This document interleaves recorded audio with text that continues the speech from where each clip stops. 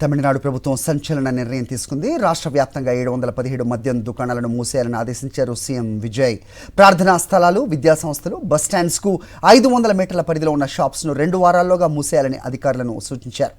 రాష్ట్రంలో ప్రస్తుతం 4765 రిటైల్ మద్యం దుకాణాలు నడుస్తున్నాయి.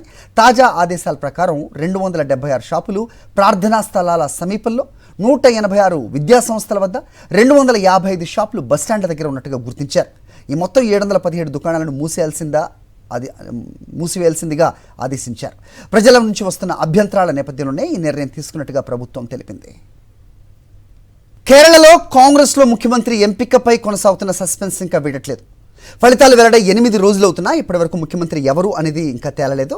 లోపల నెలకొన్న తీవ్ర వర్గపోరు, నాయకత్వంపై ఉన్న విభిన్న అభిప్రాయాలు పరిస్థితిని మరింత క్లిష్టంగా మార్చాయి. సీఎం రేస్లో ప్రధానంగా కేసీ వేణుగోపాల్, వీడి సతీశన్, రమేష్ చెన్నితాల పేర్లు చర్చలో ఉండటంతో పోటీ త్రిముఖంగా మారింది. హైకమాండ్ ఇప్పటికే ఎమ్మెల్యేల అభిప్రాయాలను సేకరించగా ఎక్కువ మంది మద్దతు కేసీ వేణుగోపాల్ వైపే ఉన్నట్టుగా సమాచారం. అయినప్పటికీ ప్రజాదరణ పరంగా వీడి సతీశన్ బలంగా ఉండటం, చెన్నితాల అనుభవం కూడా కలగలిపి నిర్ణయం తీసుకోవడం అధిష్టానానికి తలనొప్పిగా మారింది.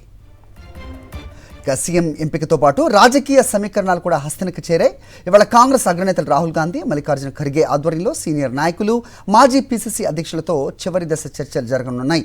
ఈ సమావేశంలో కీలక నేతలు పాల్గొనున్నారు. వీరి అభిప్రాయాల ఆధారంగా సీఎం అభ్యర్థిపై తుది నిర్ణయం వెలువడే అవకాశం ఉంది. మొత్తం మీద కేరళలో కాంగ్రెస్ సీఎం రేస్ ఇంకా ఉత్కంఠగా కొనసాగుతుండగా హస్తినలో జరిగే చర్చలే తుది పరిణామాలను నిర్ణయించనున్నాయి.